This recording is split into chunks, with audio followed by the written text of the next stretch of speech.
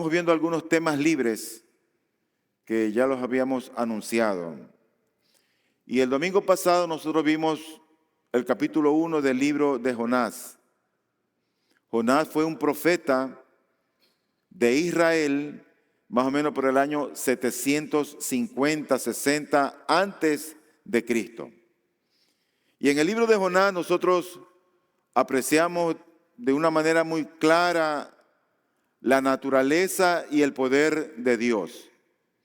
Por ejemplo, nosotros, una de las cosas que vemos en este libro es su soberanía, la manera que Él actúa con libertad, sin que nadie lo presione, la manera como Él actúa bajo su libre albedrío, como le place, obrando de la manera que quiere, a favor del que quiere. Y por eso que vemos nosotros allí como cuando Él da una indicación al profeta, a su profeta, para que vaya y predique la palabra de Dios, nosotros vemos que el profeta desobedece y se va a un lugar diferente al que el Señor le había enviado. Entonces Dios en su soberanía dispone de un pez para que cuando está en aquella embarcación en alta mar, se lo trague. Así obró Dios. Dios ordena también en ese momento en esa circunstancia, que ese pez después de 3 días lo vomite a Jonás. Jonás es tragado por un pez gigante, un monstruo gigante. Y el pez obedece a la voz de Dios y vomita a Jonás. En el transcurso de lo que vamos a ver, nos vamos a dar cuenta que en la soberanía de Dios, Dios permite que crezca una planta de un día para otro, haciéndole sombra a la humanidad de Jonás, quien se había apartado de la ciudad de Nínive a ver qué pasaba con esta ciudad. Y asimismo, Dios dispone que un gusano se coma esa planta en un día. Es Dios obrando de manera extraordinaria. Y después, cuando Él está sentado en aquel lugar, Dios dispone que venga un viento abrasador y un sol fuerte. Y esas son las maneras como vemos el obrar de Dios. Pero también este libro nos muestra la misericordia de Dios. Cómo Dios, a pesar de que este hombre desafió al Señor, desobedeció a Dios, le dio la oportunidad o una segunda oportunidad y lo salvó del mar embravecido. Luego Dios le da una segunda oportunidad. Y eso es lo que vamos a ver el día de hoy. Entonces Jonás, el profeta de Israel, empieza el capítulo 1 de este libro con la instrucción, con la orden de Dios de que este hombre vaya a predicar. Es que predicar a Dios le agrada cuando su pueblo predica. A veces nos podemos ir solamente buenos oidores. O somos a veces muy servidores o proactivos, pero pocas veces compartimos el evangelio. Y había una ciudad que había hecho tanta maldad, tanta violencia, tanta perversión, y todo eso subió a la presencia de Dios. Y Dios iba a destruir a esa ciudad. Ese era el plan de Dios, destruir a esa ciudad. Pero en su bondad Dios no quiere que nadie se pierda, sino que todos procedan al arrepentimiento. Así que esta ciudad, o a esta ciudad llegó el profeta, pero la segunda vez, la primera vez cuando es enviado, él se va por otro lugar. Miren lo que dice el versículo 2. Dice: levántate, ve a Nínive, la gran ciudad, y proclama contra ella porque su maldad ha subido hasta mí. Esa es la instrucción inicial, el primer llamado que Dios le hace a este hombre, a este profeta, para que vaya y predique. Luego nosotros vimos que Jonás huyó de la presencia de Dios, no huyó de su omnipresencia, sino de la presencia de Dios, con dirección a una ciudad que se llamaba Tarsis. El versículo 3 nos dice del capítulo 1, Jonás se levantó, pero para huir a Tarsis, lejos de la presencia del Señor. Estas palabras son palabras de alguna manera como fuertes. ¿Cómo alguien puede intencionalmente querer estar lejos de la presencia de Dios? Pero una vez más, la soberanía de Dios se hace presente en el capítulo 1. Y el versículo 4 nos dice, pero el Señor desató sobre el mar un fuerte viento. Y hubo una tempestad tan grande en el mar que el barco estuvo a punto de romperse. Y todo lo que ocurría en aquel entonces en ese mar embravecido, furioso, fue a causa de Jonás. Así que echan suerte sobre la gente que estaba allí y la suerte cayó sobre Jonás. ¿Y qué cree que pasó? Lo que vimos el domingo pasado. Jonás es echado del barco y él va al mar. Por lo tanto, el día de hoy vamos a ver la historia de Jonás, los capítulos que faltan, el 2, 3 y 4. El versículo 17 del capítulo 1 termina con estas palabras. Y el Señor dispuso un gran pez que se tragara a Jonás. Y Jonás estuvo en el vientre del pez 3 días y 3 noches. Ahí está este hombre, este profeta de Dios, que primero estaba en Israel, luego toma un barco que se dirige a Tarsis, luego es echado al mar y ahora este hombre está descansando en el vientre de un monstruo marino. ¿Dónde está Jonás? En el vientre pestilente de este animal. ¿Y qué está haciendo allí?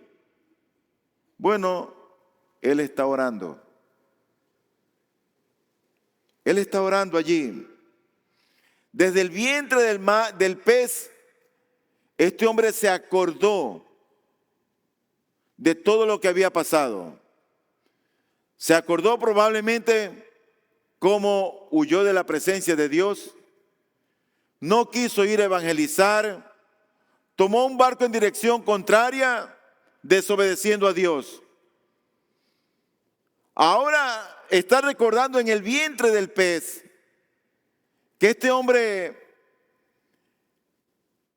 a causa de él, Dios en su ira envió un mar y un viento embravecido donde peligraban la vida de otros que no tenían la culpa. Y él parece que está recordando todo esto en el vientre del mar.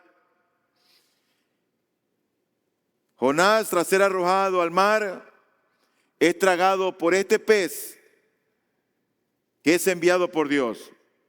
Porque el versículo 17 nos dice, y el Señor dispuso un gran pez. No es que el pez apareció allí por accidente. Fue Dios que lo envió. Ahora, ¿qué hacía Jonás en el vientre de aquel monstruo marino? Él estaba orando.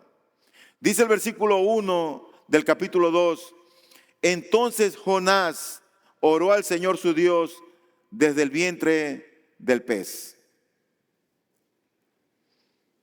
¿Qué tipo de oración fue la que hizo Jonás allí? Bueno, no fue una súplica, tampoco fue una intercesión, porque nosotros no vemos allí ninguna petición que él está haciendo a su Dios. Tampoco no es una oración de confesión o arrepentimiento. Es más bien una oración de acción de gracias. Agradece al Señor por haberlo librado de la muerte en ese inmenso mar, donde parecía ahogarse. En su oración, Jonás está expresando angustia.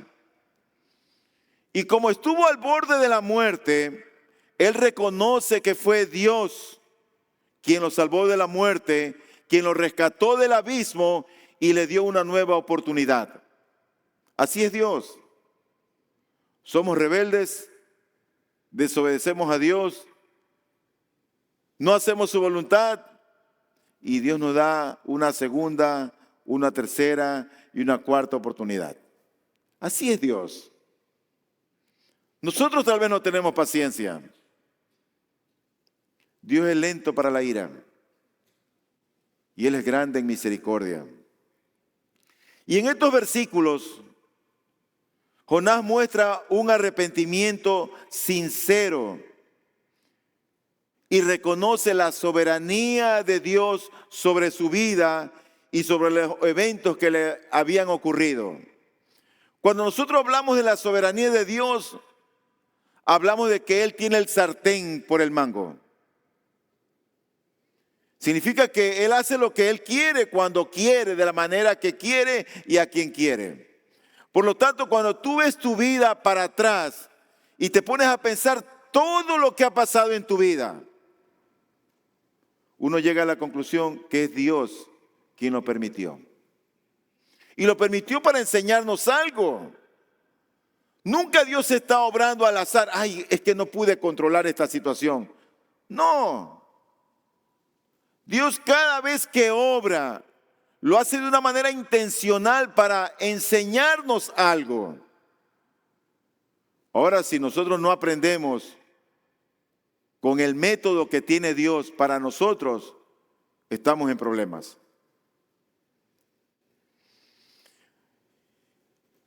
Jonás está en el vientre de este pez, de este monstruo marino, y él está angustiado. Y el versículo 2 nos dice, y dijo, en mi angustia clamé al Señor y Él me respondió, desde el seno del Seol pedí auxilio y tú escuchaste mi voz. Ahí él está orando y parece ser que está orando no el primer día, no el segundo día, probablemente está orando el último día. Extraño con todo lo que había dentro de la cavidad, en el estómago de este monstruo. Las algas le venían por encima y todo lo que tragaba y digería este monstruo llegaba donde él. Me imagino los ácidos y los jugos gástricos de este animal y él rodeado de todo eso. Tiene que haber sido una experiencia horrible para él.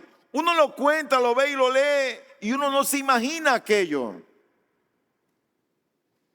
Pero tú imagínate cuando los niños o las personas vomitan, ¿cómo sale ese vómito?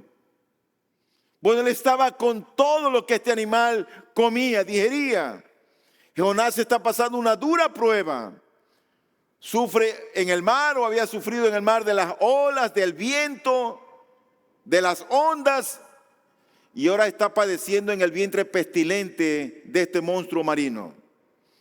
Y él describe con más detalle su experiencia de estar a punto de morir. Él está realmente desesperado. Pero también menciona cómo la raíz de los montes lo rodeaba, lo cual es una imagen que sugiere que estaba tan abajo como para estar en lo profundo de la tierra, al borde de la destrucción total. Pero a pesar del sufrimiento, Jonás en el vientre de este monstruo comienza a ver la mano salvadora de Dios. Dice el versículo 3 al 6, pues me habías echado a lo profundo en el corazón de los mares y la corriente me envolvió. Todas tus encrespadas olas y tus ondas pasaron sobre mí. Entonces dije, he sido expulsado de delante de tus ojos. Sin embargo, volveré a mirar hacia tu santo templo. Este hombre tenía la esperanza en Dios de salir de allí, porque al expresar, he sido expulsado delante de tus ojos, sin embargo, volveré a mirar hacia tu santo templo, él está viendo lo que va a ser en el futuro. Luego dice, me rodearon las aguas hasta el alma, el gran abismo me envolvió, las algas se enredaron en mi cabeza, descendí hasta las raíces de los montes, la tierra con sus cerrojos me ponía cerco para siempre, pero tú sacaste de la fosa mi vida, oh Señor, Dios mío. Él está todo el capítulo 2 del libro de Jonás, lo que nos presenta allí el autor es una oración. Una oración en un momento complicado, difícil. En este momento lo que él hace es clamar a Dios. Y en su oración él incluye el arrepentimiento, porque había desobedecido a Dios. Cuando su alma se estaba desvaneciendo, él recordó al Señor y su oración fue escuchada por Dios. O sea que la oración de él llegó hasta el Señor. Lo que sugiere que su aflicción, o en la aflicción que este hombre estaba pasando, se arrepintió y volvió de corazón a Dios. Este versículo muestra la eficacia de la oración de Jonás en medio de su angustia, indicando que incluso en los momentos más oscuros de nuestras vidas, Dios nos escucha. En los momentos más difíciles de tu vida, Dios está listo para escuchar. Dice el versículo número 7, cuando en mí desfallecía mi alma, del Señor me acordé. Y mi oración llegó hasta ti, hasta tu santo templo. Ahora él está en ese vientre, él está orando y en su oración él se pone a meditar en los paganos y en la soberanía divina. Comienza a reflexionar en la situación de quienes no conocían al Señor, de aquellos que no conocían al Omnipotente. O sea que este hombre se vuelve sensible. Ahora está sintiendo como Dios siente. Está viendo como Dios ve. Tal vez él está pensando en los ninivitas, quienes eran el objeto de la misión. Y en ese momento meditaba sobre la condición espiritual de ellos. Su conclusión fue que habían puesto su confianza, estos ninivitas, en ídolos vanos. Dice el versículo 8, los que confían en ídolos vanos, su propia misericordia abandonan. Pero yo con voz de acción de gracias te ofreceré sacrificios. Lo que prometí pagaré. Y luego dice, la salvación es del Señor. Soberanía de Dios. En el momento en que la gente oye la voz de Dios o el llamado de Dios, Dios despierta al que está muerto para darle vida. No al que está dormido, al que está muerto.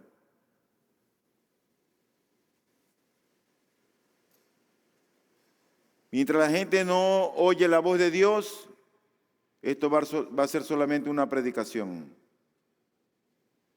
Pero en el momento en que tú, pecador, oyes la voz de Dios, tu vida va a cambiar. Jonás ahora se compromete a obedecer y se compromete a adorar a Dios. Pero la soberanía de Dios continúa y ahora Dios quiere expresar en su soberana voluntad que Jonás sea liberado de ese monstruo marino. Y dice el versículo número 10, entonces el Señor dio orden al pez y éste vomitó a Jonás en tierra firme. Esta no es una historia simplemente para que los niños estén contentos. ¡Ay, qué linda historia! Esto fue algo real. Esto es algo bíblico. Es Dios ahora quien había oído la oración de Jonás. Ve su corazón, ve su necesidad, ve su debilidad. Y Dios ordena al pez que vomite a Jonás en tierra firme. Ni siquiera en el agua, sino más en tierra firme. Con eso este capítulo 12 termina. Lo cierto es que este acto muestra misericordia y fidelidad de Dios. Porque no solamente salva a Jonás de la muerte, sino que ahora Dios le está dando una segunda oportunidad para cumplir con la misión que le había encomendado en el capítulo 1. Con esto pasamos al capítulo número 3. Y ahora vamos a ver, aparte de la oración que es importante, vemos cómo en esta segunda oportunidad Dios vuelve a reenviar a su profeta para que haga lo que Dios le había dicho que haga. Ve a Nínive y proclama contra ellos. El mensaje que debía hablar salía directamente ahora de la boca de Dios. Dice el versículo 1 y 2. La palabra del Señor vino por segunda vez a Jonás, ya él estaba en tierra firme. Levántate, ve a Nínive, la gran ciudad, y proclama en ella el mensaje que yo te diré. La palabra del Señor vino por segunda vez a Jonás. Y la instrucción fue la misma. Es que Jonás, no es lo que tú quieres, es lo que yo quiero, dice Dios. Y vas a predicar allá. El pueblo, la gente de Nínive había hecho lo malo ante los ojos de Dios. Y Dios estaba dispuesto a castigarlos. Ahora, cuando el pez lo vomitó, no fue de inmediato que Jonás empezó a predicar. Probablemente pasaron algunos días, tal vez 3, 4 días, no lo sabemos, pero no fue algo de inmediato. Dice el versículo 3 y 4, y Jonás se levantó y fue a Nínive conforme a la palabra del Señor. Nínive era una ciudad muy grande de un recorrido de 3 días. Entonces Jonás comenzó a recorrer la ciudad camino de un día y proclamaba: dentro de 40 días Nínive será arrasada. Ese era el mensaje de Dios. Dentro de 40 días Nínive será destruida. Él entra a la ciudad y empieza a dar el mensaje de Dios. Empieza a proclamar la palabra del Señor. Cuán importante es evangelizar. Proclamar la palabra de Dios. Oro a Dios que esta sea una iglesia que evangeliza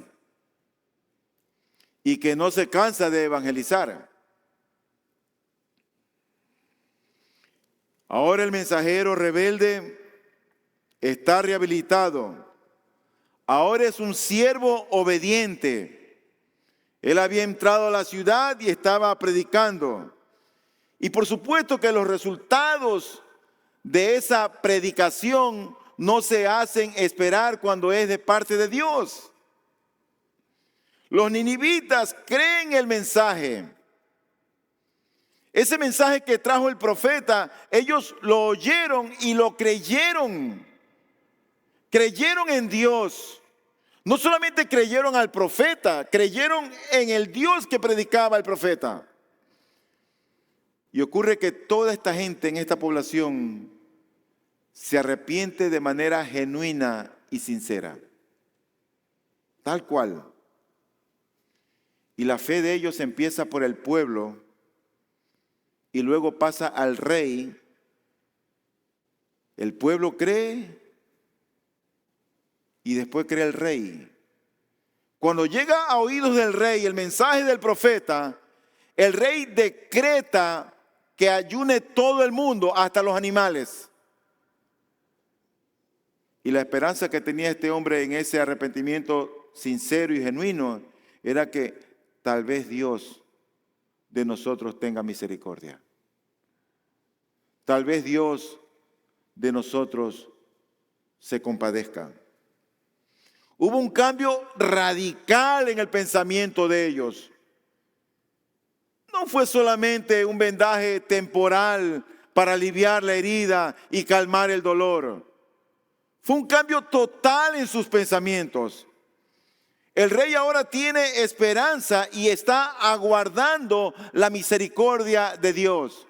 Vean cómo lo dice el Señor del versículo 5 al 10 del capítulo 3. Entonces los habitantes de Nínive creyeron en Dios y proclamaron ayuno y se vistieron de cilicio, desde el mayor hasta el menor de ellos. Cuando llegó la noticia al rey de Nínive, se levantó de su trono, se despojó de su manto, se cubrió de cilicio y se sentó sobre ceniza. Y mandó proclamar y anunciar en Nínive por decreto del rey y de sus grandes: ni un hombre, ni animal, ni buey, ni oveja prueben cosa alguna. No dejen que pasten o beban agua. Cúbranse de cilicio hombres y animales y clamen a Dios con fuerza. Y vuélvanse cada uno de su mal camino y de la violencia que hay en sus manos. ¿Quién sabe? Quizá Dios se arrepienta y aparte el ardor de su ira y no perezcamos. Cuando Dios vio sus acciones, que se habían apartado de su mal camino, entonces Dios se arrepintió del mal que había dicho que les haría y no lo hizo. Ahí está una ciudad perversa, gente violenta. ¿Saben de quién eran los ninivitas? Eran los enemigos de Israel. Nínive era la capital del imperio asirio. Tenían ejércitos fuertes, eran malos y siempre oprimían a los israelitas. ¿Qué tú crees que quería Jonás? Que Dios acabe con ellos, que Dios los destruya. Por eso fue que él no quiso ir a proclamar el evangelio o la palabra de Dios en el capítulo 1. Por eso es que él se fue para Tarsis. Porque él conocía que Dios tal vez en su bondad, en su misericordia, tal vez Dios podía perdonar a esta nación. Pero Jonás los odiaba. Lo vemos nosotros eso en todo el pasaje implícito.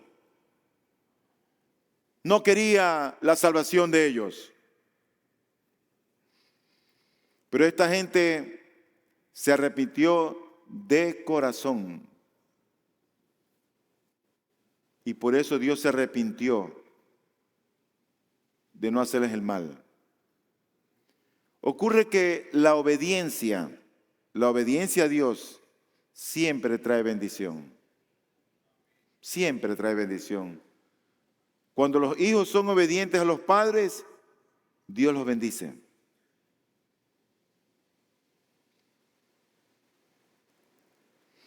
Aquí hay 5 principios que no me gustaría dejar pasar por alto. Dios da una segunda oportunidad a su mensajero rebelde, a su mensajero desobediente.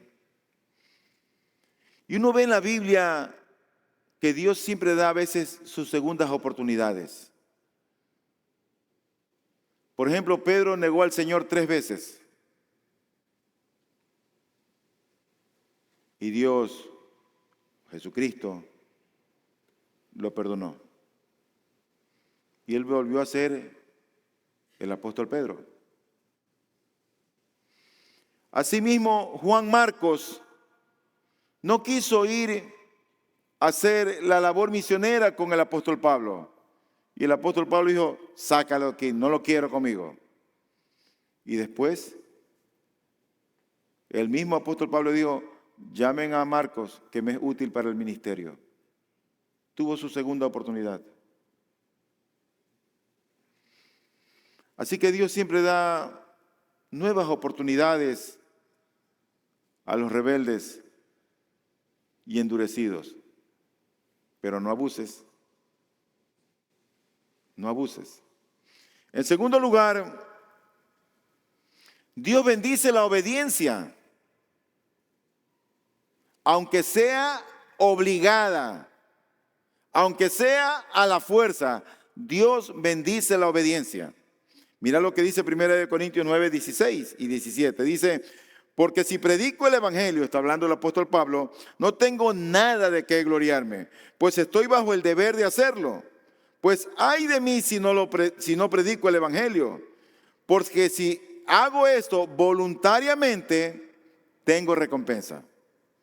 Pero si lo hago en contra de mi voluntad, un encargo se me ha confiado. O sea, que podía predicar el evangelio contra su voluntad. Ese era el deber de él. Así que Pablo no tenía opción. Por las buenas o por las malas, tenía que predicar el evangelio. El fruto iba a venir del Señor. Uno predica el evangelio, unos lo reciben con gozo, otros no lo aceptan, lo rechazan y quieren seguir en la vanidad de su mente. Nosotros no podemos convertir a nadie. Las madres no pueden convertir a los hijos. Los padres no podemos convertirlos. Esto no depende del cónyuge. Esta es una convicción que Dios da al corazón de una persona.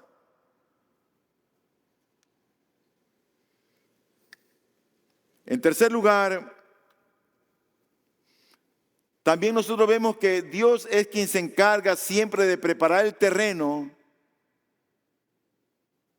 cuando su pueblo o sus hijos predicamos la palabra del Señor. Si no fuera así, nosotros no veríamos los resultados que vemos cada día.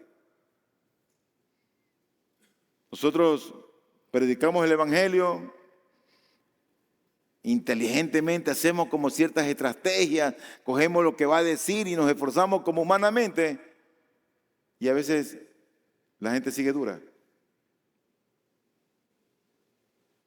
Pero en otras vemos el resultado como Dios los convierte. Bueno, Dios siempre prepara el terreno antes de hablar su palabra. Y en estos tiempos, en los tiempos de Jonás, la gente era como muy supersticiosa. Y hay dos eventos históricos que ocurrieron en estos tiempos y de lo cual fueron testigos los ninivitas. Primero hubo una hambruna en la región que duró del año 765 al 759 antes de Cristo. Una hambruna así como la que había habido en Egipto tiempo antes. Y la gente se alarmó. ¿Y qué es esto que viene de qué Dios viene esto? Pero el segundo suceso o evento que hay es que hubo un eclipse solar el 15 de junio del 763 antes de Cristo. Estos dos eventos habrían dejado a los ninivitas muy preocupados y ellos estaban de alguna manera como sensibles a todo lo que ocurría. Dios prepara siempre el terreno para la predicación del evangelio. Pero en cuarto lugar, lo que mueve a la gente a creer en Dios es la predicación de la palabra, no nuestras experiencias. Según el registro bíblico, Jonás no testificó absolutamente nada de lo que le había pasado. Él no habló de la huida para Tarsis, él no habló del mar embravecido, él no habló de que lo tiraron al mar y vino un pez, lo tragó, tuvo 3 días y después No. Él no habló nada de eso. ¿Sabe lo que habló? Lo que Dios le había dicho que hable. En 40 días esta ciudad será arrasada, será destruida. Esa era la palabra de Dios. Eso era lo que Dios quería que él dijera. No era la experiencia que él había pasado. En otras palabras, el mensaje de Dios que él dio fue lo que impactó a la gente. No fue el mensaje de Jonás, sino el mensaje de Jehová. El mensaje de Dios.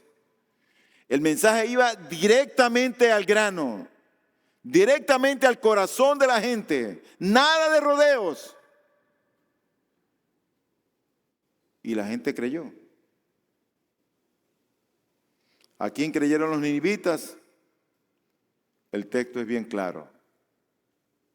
Dice el versículo 5, los habitantes de Nínive creyeron en Dios. En Dios. Reconocieron, en otras palabras, que el mensaje tenía un origen divino. No creyeron al profeta porque sabían que solamente era el portavoz.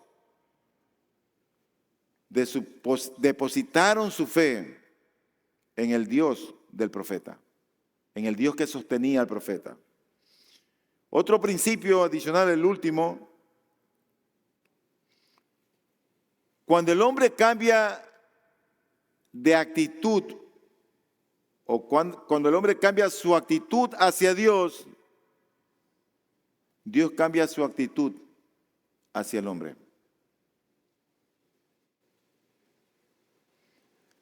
Antes de que predicase Jonás, Dios estaba airado con Nínive por su violencia, por su maldad, por su perversión, por su opresión. El plan de Dios era destruirlos. Pero estos hombres cambiaron de actitud. Se arrepintieron, creyeron en Dios. Entonces Dios cambió de actitud hacia ellos. Si tú sigues en la misma actitud que tienes ahora, Dios te va a seguir tratando igualito o peor. Cambia tu actitud hacia Dios. Deja la dureza que tienes. Rinde tu alma al fiel Creador.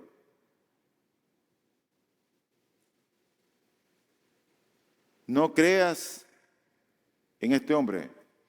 Cree el mensaje que Dios te está dando. Mira lo que dice la Escritura en Juan 3:36.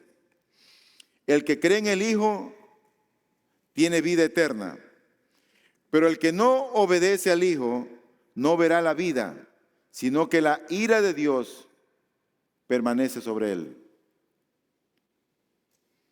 Y Juan 5:24 nos dice, en verdad les digo, el que oye mi palabra y cree al que me envió, tiene vida eterna y no viene a condenación, sino que ha pasado de muerte a vida. Créele al Señor. ¿Tú quieres salir de la muerte eterna? Rinde tu alma y créele al Señor. Mi último punto, antes de entrar a la aplicación, es el capítulo 4. En el capítulo 4 vemos a un profeta, a un mensajero renegado. Renegado. En el capítulo 1 el profeta es reprendido. En el capítulo 2 es rescatado. En el capítulo 3 es reenviado a predicar. Y va a Nínive y predica. Pero en el capítulo 4 vemos a un hombre que reniega de lo que Dios está haciendo.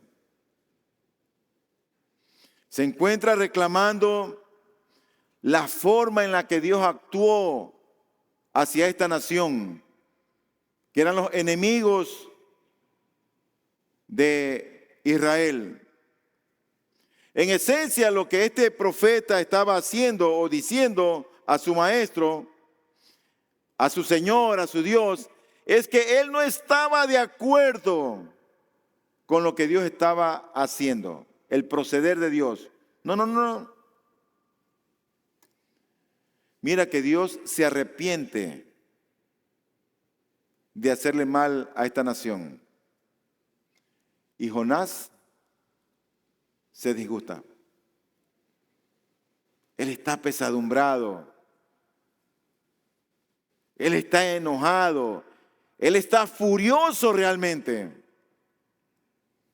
Pero yo me pongo a ver, este hombre cuando estaba en el vientre del pez, no clamó por misericordia. Y la misericordia de Dios llegó a oídos del Señor. La misericordia que pedía llegó a oídos de Dios. Y Dios ordena que el pez lo vomite.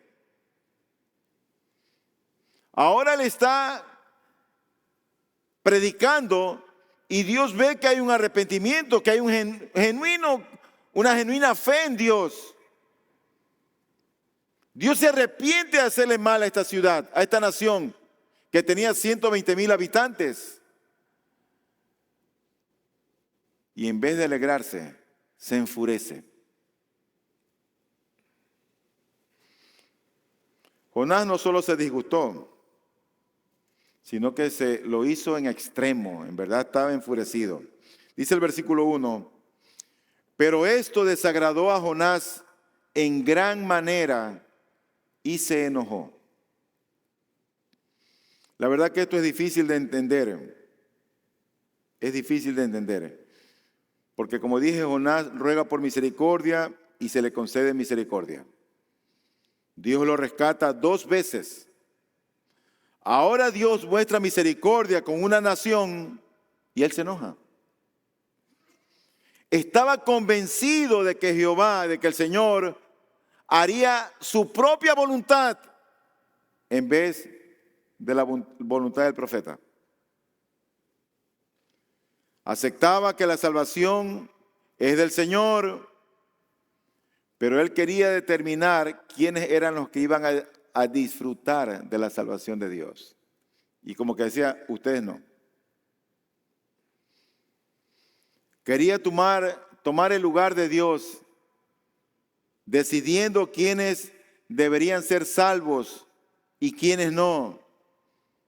Y los ninivitas ciertamente no estaban dentro del plan de Jonás. Y aquí una de las raíces del problema de Jonás. No deseaba conformar su voluntad a la voluntad del Señor. Ese era el problema de Jonás. ¿Sabes que nuestra voluntad debe estar a tono con la voluntad de Dios? A veces nosotros queremos hacer lo que queremos, lo que nos conviene, lo que nos parece o lo mejor, en detrimento a veces de la voluntad de Dios. Dios nos dice en su palabra a los solteros y solteras, dice que no deben unirse en yugo desigual con los incrédulos. No es que tal vez Dios lo va a convertir. Y yo no entiendo cómo alguien que es cristiano o dice ser cristiano o cristiana contrae matrimonio con un incrédulo. Y tú después te das cuenta y vienen los problemas. ¿Por qué hay tantos problemas en este matrimonio? No, es que fulanito no es cristiano o no es cristiana.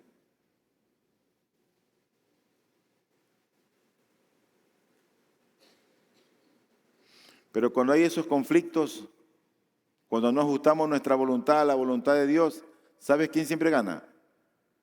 El Señor. No esperes ganar. Gana el Señor. Mira lo que dice el versículo 2. Y oró al Señor. Ah, Señor, ¿No era esto lo que yo decía cuando aún estaba en mi tierra? Por eso me anticipé a huir a Tarsis, porque yo sabía que tú eres un Dios clemente y compasivo, lento para la ira y rico en misericordia, y que te arrepientes del mal anunciado.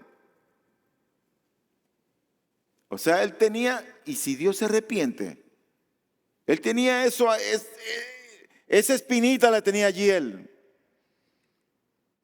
Entonces el profeta hace una petición. El versículo 3 nos dice: y ahora, oh Señor, te ruego que me quites la vida, porque mejor me es la muerte que la vida. ¿Tenía razón de pedir eso? Este hombre no solamente que estaba enfadado, estaba enojado hasta lo máximo. Tanto así que se había hasta deprimido. Y uno ve a veces en la Biblia hombres que desearon lo mismo que él, que no tiene razón ni sentido de ser. Por ejemplo, Elías pidió algo similar. En Primera de Reyes 19:4 dice la Biblia: y anduvo por el desierto un día de camino y vino y se sentó bajo un arbusto. Pidió morirse y dijo: basta ya, Señor, toma mi vida porque yo no soy mejor que mis padres. Ese es Elías. También quiso morir.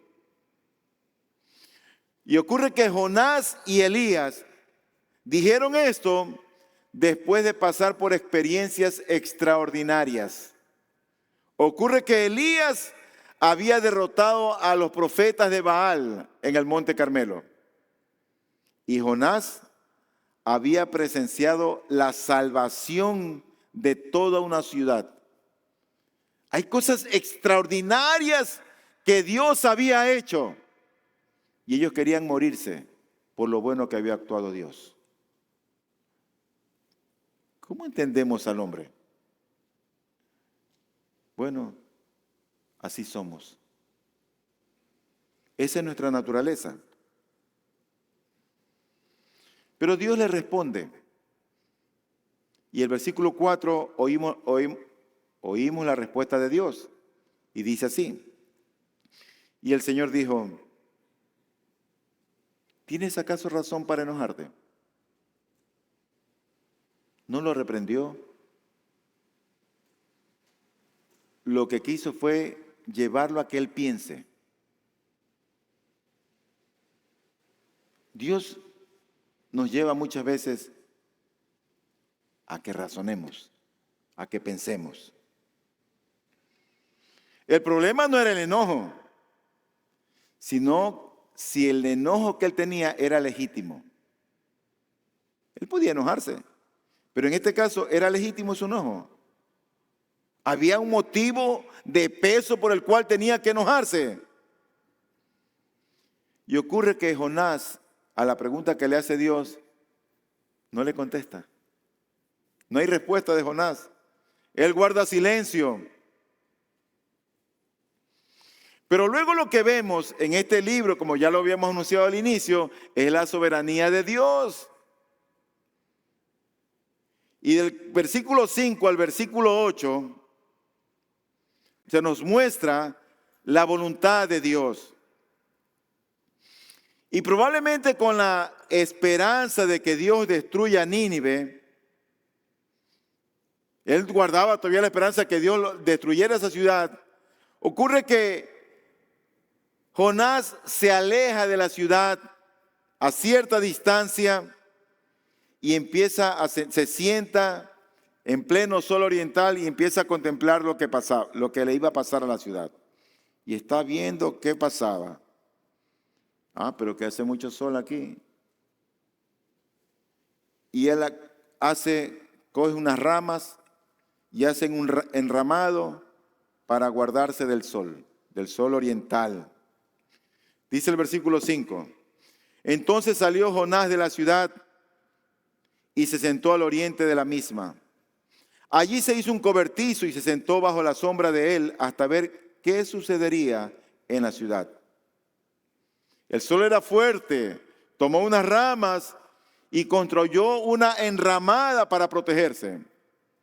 Entonces, Dios, que nada se le escapa, que está chequeando a Jonás, que tiene todo bajo control, prepara tres cosas. Prepara una planta de calabaza, prepara un gusano y prepara un recio viento y un fuerte sol. Tres cosas. Versículo 6. Y el Señor Dios dispuso. Esa palabra dispuso, no sé cómo lo tengan en sus Biblias, como muchos lo dicen cuando oran, Dios permitió eso. Dios trajo eso, Dios hizo eso. Y el Señor Dios dispuso que una planta creciera sobre Jonás para que hiciera sombra sobre su cabeza y lo librara de su incomodidad.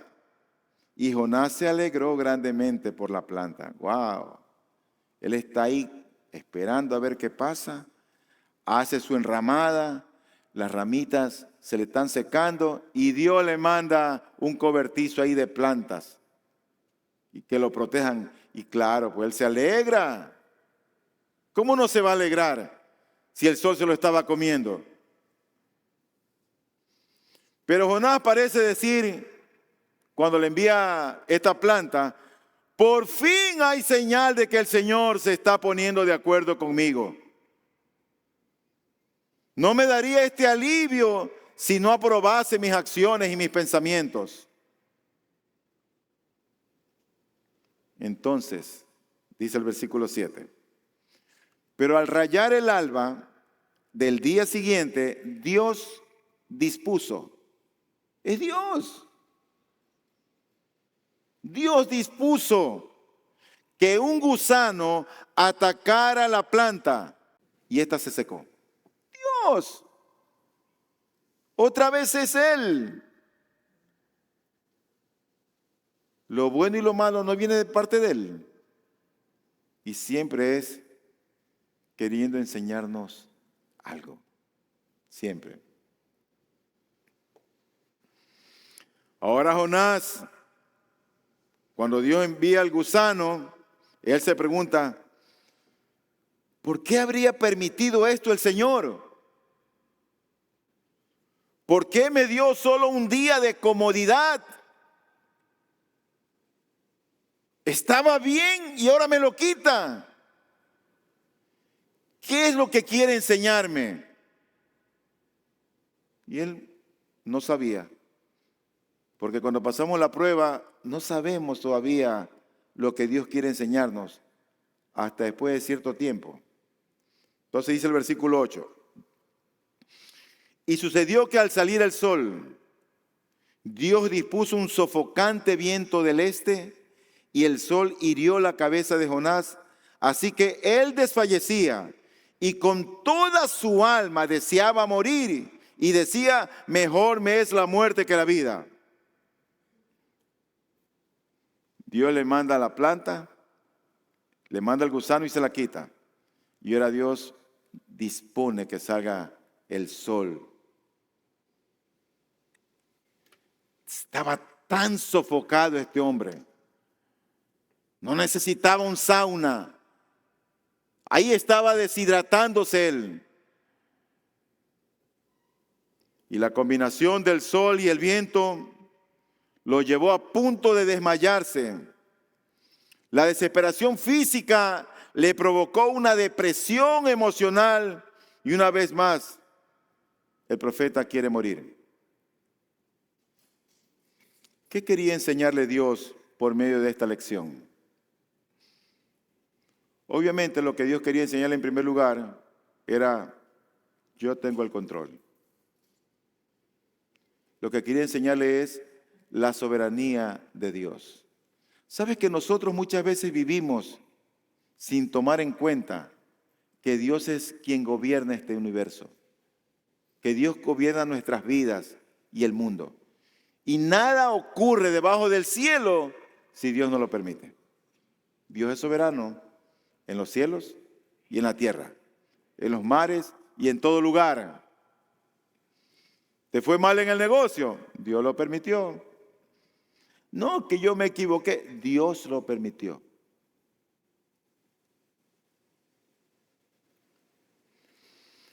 Pero yo creo que también quería demostrarle en carne viva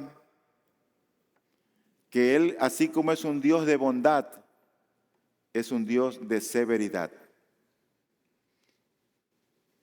A veces pensamos que Dios solamente es bueno, bueno, bueno, bueno. Él me bendice, Él me quiere, Él me alma, Él me cuida, Él me protege, Él me da. Él también castiga.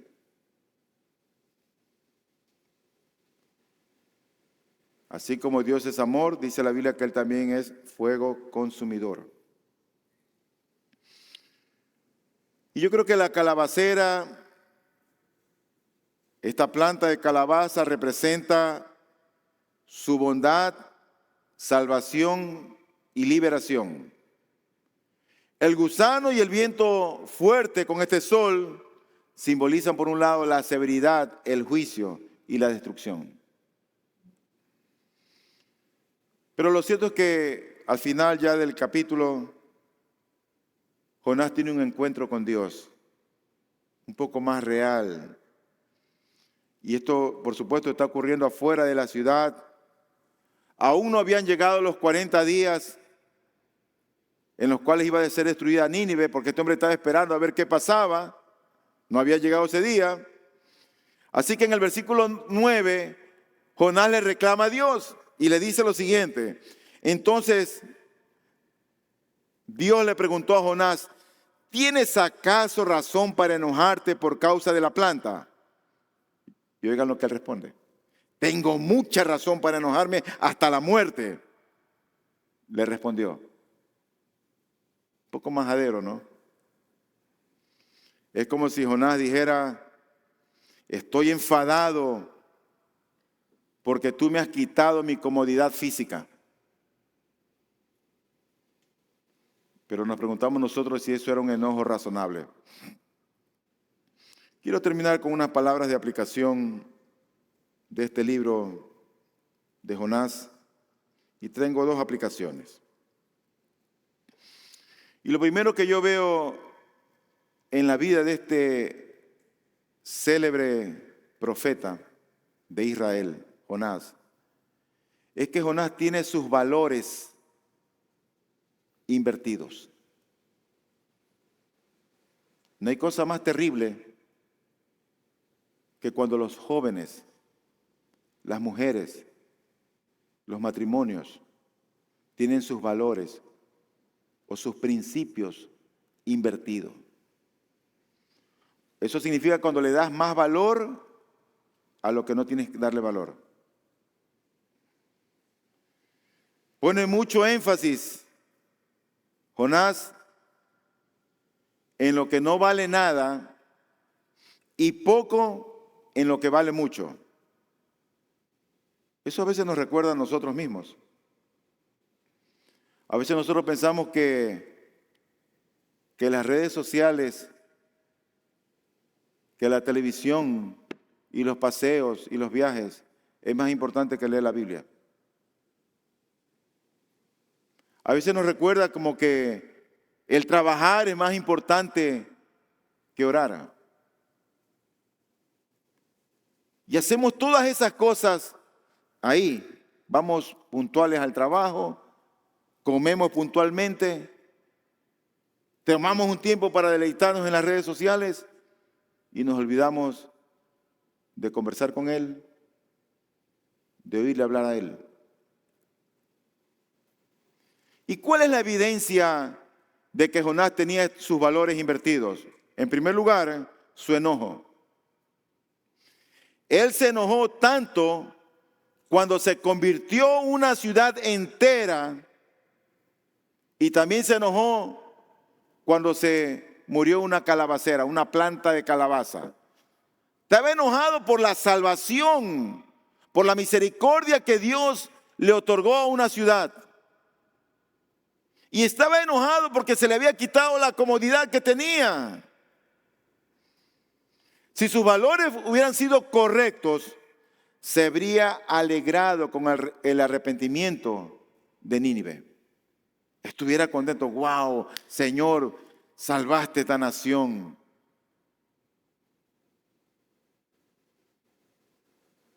Pero no, él se enojó. Me quitó la calabacera, Señor, gracias.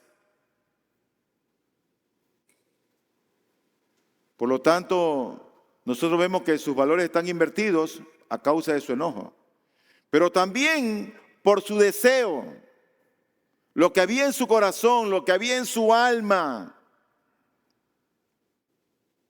lo que había en sus motivaciones, en sus pensamientos.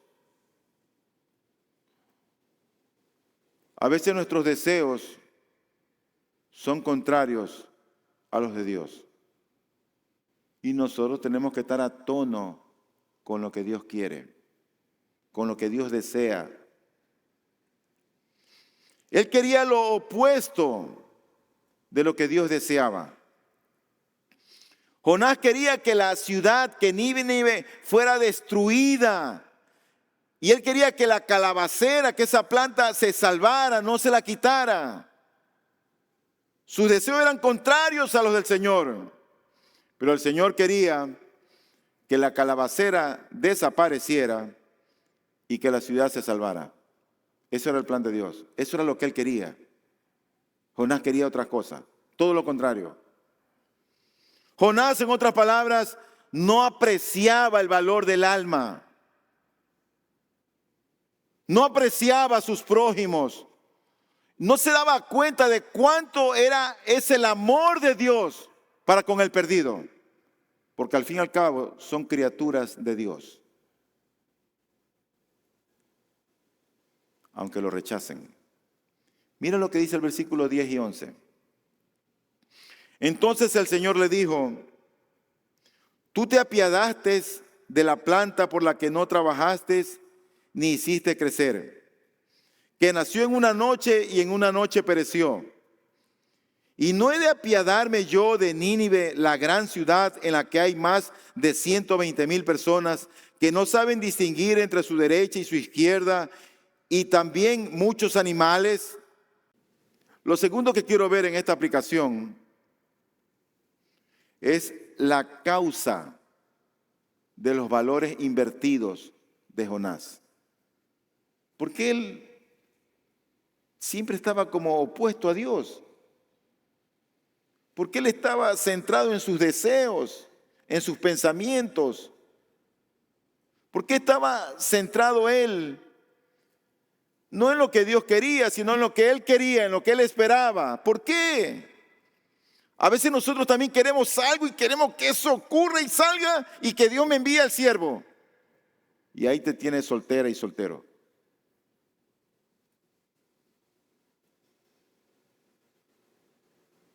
Y te voy a decir por qué. A causa de nuestro egoísmo. Jonás era un hombre egocéntrico. Su preocupación era su pueblo, su voluntad y su comodidad. Esa era su preocupación. No le importaban las criaturas de Dios ni la voluntad divina. Rehuía él de las incomodidades. Solo aceptaba lo que le convenía, al igual que nosotros en la actualidad.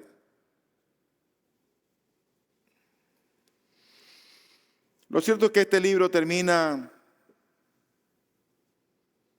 con el silencio del profeta. ¿Cómo reaccionó a la lógica divina? Bueno, nosotros suponemos que Jonás entró en razón. Suponemos que él comprendió que Dios estaba en lo correcto al querer perdonar a los ninivitas luego de que se arrepintieron de manera sincera y genuina. Entendió por qué el Señor le había dado una lección tan dura. Aprendió que el Señor quiso ser bondadoso con sus criaturas y que asimismo Él recurre a la severidad solamente cuando es necesario. Dios siempre prefiere salvar pero cuando es necesario, Él también destruye. Y la razón por la cual yo creo que Jonás se arrepintió es porque nosotros tenemos al día de hoy esta biografía que nos ha dejó para Israel, dejó para nosotros y lo ha dejado para la humanidad, para que conozcamos los malos momentos y las malas decisiones que él hizo siendo un hombre que conocía a Dios. Tú y yo no estamos exentos de caer en el egocentrismo. Tú y yo no estamos exentos de querer siempre las comodidades. Y esas cosas a veces se contraponen con lo que Dios quiere para nosotros. Parece que por segunda vez, en los versículos finales, el profeta es rehabilitado, pero esta vez ya no es rehabilitado solamente físicamente, sino también intelectualmente. Es como rehabilitado de corazón. Y él escribe estas experiencias para que nosotros nos diéramos cuenta de que lo más importante en el mundo es traer gloria a Dios por medio de la proclamación de su mensaje al mundo entero. Incluso a veces a la gente que odiamos. Así que yo espero que tú seas un instrumento en las manos del Señor y que no seas como Jonás y que no rehúses evangelizar. Que tú proclames el evangelio. Hoy hay evangelismo. ¿Te vas a unir o ya tienes tus planes? ¿O ya tienes tu agenda? Bueno, que el Señor los juzgue. Vamos a orar.